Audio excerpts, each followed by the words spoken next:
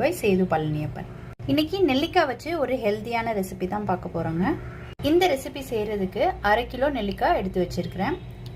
இதை கழுவிட்டு தொடச்சி எடுத்து வச்சிருக்கிறேங்க. நெல்லிக்காவை இந்த மாதிரி கேரட் துருவுறதுல துருவி எடுத்துக்கலாங்க.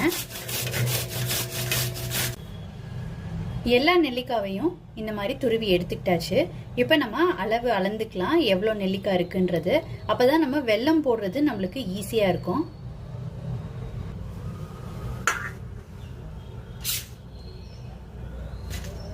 ரொம்ப போட்டு அமுக்க வேணாம். ஏற்கனவே 3 கப் நெல்லிக்காய் சேர்த்துட்டேங்க. அதோட ஒரு 1/2 கப் அதையும் சேர்த்துக்கிறேன். ஒரு அடிகனமான பாத்திரத்துல துருவி வச்சிருந்த நெல்லிக்காவை சேர்த்துக்கிட்டு இருக்கேன். அடுப்பை லோல வச்சுக்கோங்க.